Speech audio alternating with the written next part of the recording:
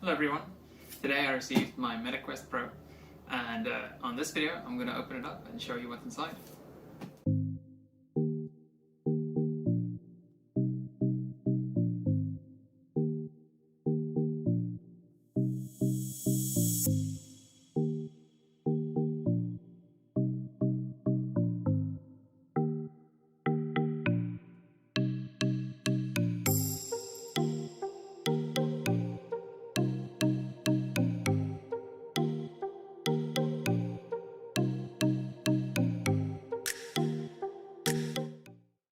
Then over here we have the controllers nicely packed together. So taking those out, you can see that they have a magnet here, so they sort of stick together. And then we have the headset. And we have, on this side, we have charging cables.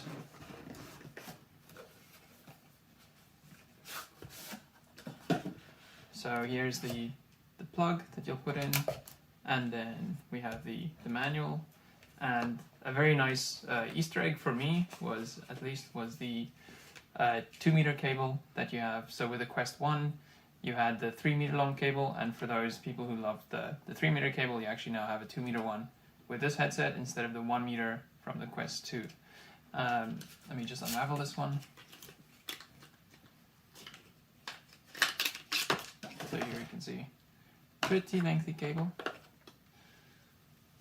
and on the other side we have the cable for the controllers. So this cable will actually directly plug into any of the controllers directly from the device. So you can see here on the side, this plugs right in there on the controller. Alright, and the final part that you shouldn't forget is underneath here. So pick up this little lid, and then you have the charging dock right here.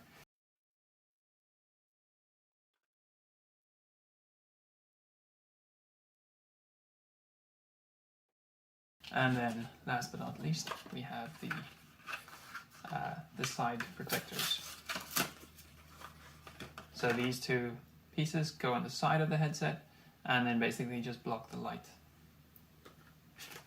So yeah, starting at the very bottom, we'll start with the charging station. So everything about the whole experience feels very premium. When you unbox it, everything, like even this feels hefty, or like it's got some decent quality behind it. So yeah, you'll plug in your charging cable. Again, it's got a pretty nice feel to it. You basically just slot on the headset like this. The nice thing I noticed was that whenever I'm working, and you get this little green dot verification when it happens. Whenever you're working or just taking off your headset, this becomes the default place where you place the headset instead of just randomly in your room. So that's just a nice way to always keep it charged and make sure that the next time you need to use it, it's ready to go. The one part that I did find a bit tricky, and I actually found that I don't plug in the controllers as often, is putting the controllers into this charging case. So you can see here, it's a bit of a struggle. Once you get it in, it's a nice feel, and it does give you that haptic feedback, immediate feedback when it's starting to charge. And yeah, that's basically the charging station. Again, pretty obvious that this is good for business use cases where you leave this on your desk next to your working station, and then pretty much use it as needed during your working day. Next, let's take a look at the controllers. So similar to the rest of the hardware with the Quest Pro, the controllers also feel very premium. They feel slightly heavier than the Quest 2 controllers, but in terms of grip, they feel quite the same. It's nice that you have this natural sort of area for your thumb that feels a bit more comfortable. Also, this thumb area is actually a pressure sensor. So this means if you're grabbing something between your index finger and your thumb, you can actually squeeze on it in VR. You'll also notice that unlike the Quest 2 controllers, there's no longer this tracking ring around the controller, which is a bit awkward because Quest 2 users are probably used to putting down controllers like this while in VR, so it's a bit clunky to put down your controllers for the Quest Pro, but nonetheless it's a good advance, and I'll quickly explain why. So the killer feature, one of the killer features for this new headset is the tracking on the new controllers. The tracking, instead of being tracked by the actual headset, each controller is individually tracked by the 3 cameras that's on the controller, and they do inside-out tracking for this controller. Now, the awesome thing that this allows you to do is basically use the controllers outside of the field of view of where the headset is. So if you're playing, for example, an archery game where you might be pulling back the string pretty far outside the field of view of your head, you'll still be able to play that game with the same fidelity. The same for doing sort of shooting tricks outside of the field of view. For example, the classic like shooting to the sides like Neo would do, or one of these. Now for the main part, the headset. So at the back here we have the adjusting knob. This basically determines how tight it is around your head. You have the cushion here, and then if we flip it around, well, obviously the front cushion here. If we flip it around, you'll notice the speaker parts over here. So the speakers are actually slightly better than the Quest 2, with the better mid-range and low range. And apparently Meta claims that it also allows for better directional audio. But again, with VR, the spatial audio is one of the best features of the system. You have the power and lock button here, and then the audio buttons on that side with the audio jacks here. Also, if you want to plug in your cable directly, you can do so with this button here. And then coming to the front, we have an adjuster for the lenses. So this one was actually a bit tricky for me when I first used it. Basically, this will determine how close the lenses are to your face. It's a pretty good feature for people who have glasses, so that you can fit your glasses underneath. But I do think that most people without glasses would probably wear it as close to their face as possible. But adjusting this was a bit tricky. It's hard to turn, and you sort of have to squeeze the right parts to be able to adjust the distance there. If you have glasses on, the headset fits over them pretty well. And again, you can adjust the front here to bring them closer. Front adjuster is pretty tricky. Once you get that, you can bring them closer, and then also tighten the back to strap it in. So pretty friendly headset for glasses. Okay, so we have a glassy finish at the front. I'm not exactly sure why they did it, but it does make it look a lot better than the Quest 2 when it's on your head. Now, instead of looking like a random VR headset, it actually does look like you're wearing something more like ski goggles on your face. And I have heard from people that it does look quite futuristic, which is great to hear. We also, in terms of cameras, if we flip this around, so we've got the cameras on the side here. So this is actually one thing you'll notice that's quite a big difference from the Quest 2. So with the Quest 2, you'll notice cameras sort of on the obvious parts trying to look all the way around. But with this headset, it's pretty clear that they put 2 cameras on the sides here to look down at your body and at your arms. So the awesome features that's coming there is basically it'll be able to do full body tracking. So track some parts of your torso, your legs, and your arms. And then 2 front-facing cameras that are grayscale. So basically that's just for doing the slam, knowing where the headset is. And then in the center here, we have an RGB camera, which is used for the color pass-through. Then taking a slightly closer look at the lenses, they've done a fantastic job of hiding the internal sensors. So basically what's inside here is we have eye tracking on each eye. We have 2 cameras that are looking down at the bottom part of your face to track that bottom part, and then another camera to track the upper part for face tracking.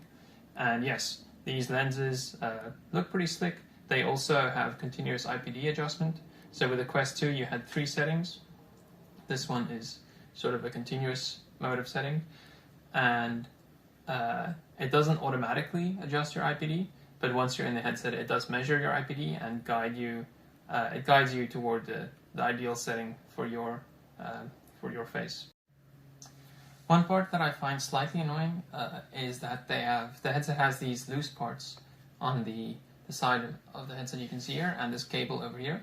It feels like it would have been a lot more professional if this was all just one solid piece, but I'm guessing there's a big reason for that. The other great thing is, unlike the Vive Focus 3 or the Pico Neo 3, it's extremely intuitive how to start up this headset. Basically, you just have one button to do your power functions, and you have the volume controls There's nothing strange to figure out about batteries or anything else.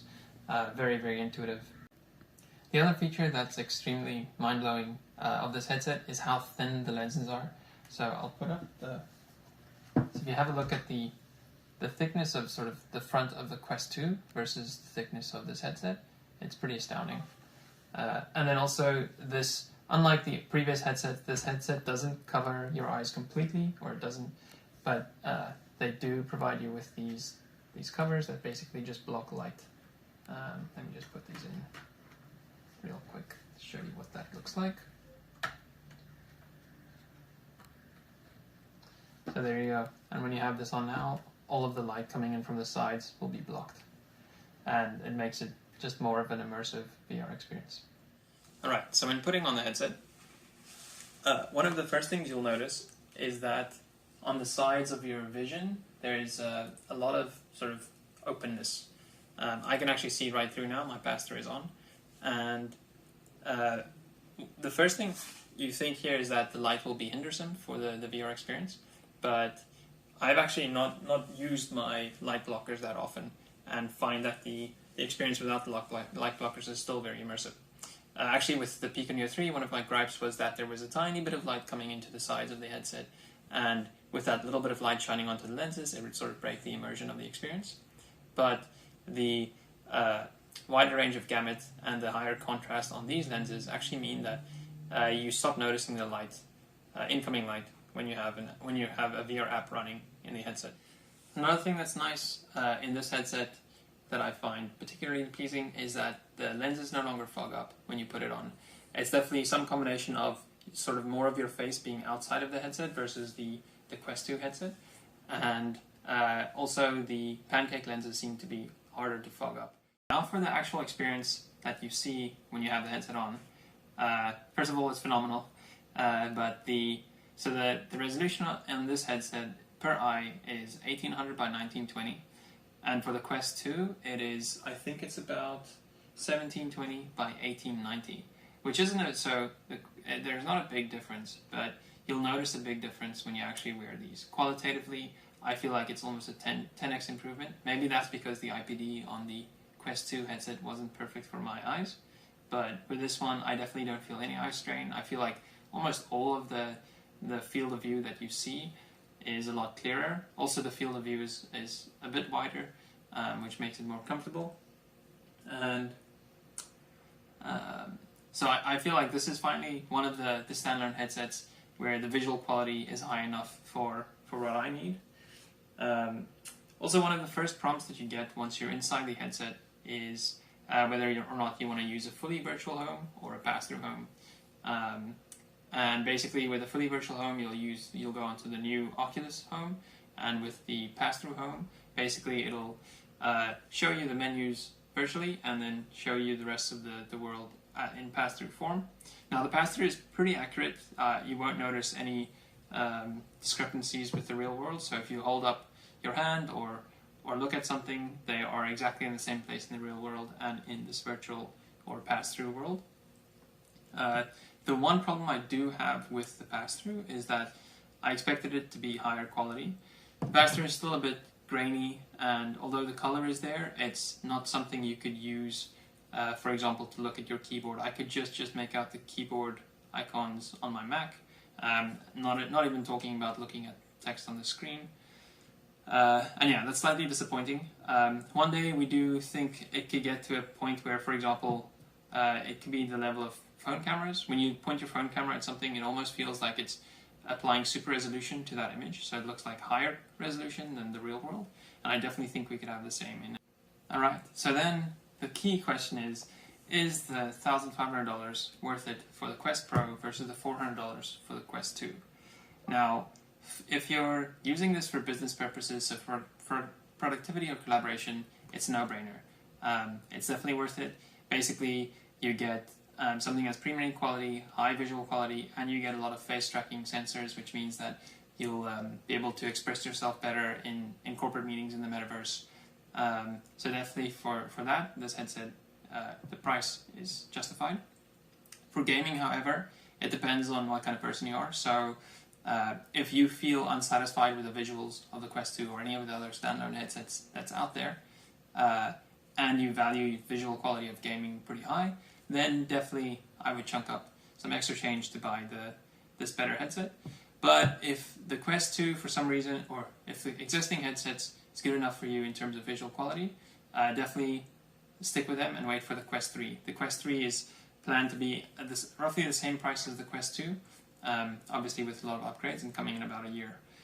And yeah, ultimately I think this has been one of the best advances in the VR ecosystem for a while, and I'm very excited to see where we go next. Thanks for watching. If you have any thoughts, please let us know in the comments. Cheers.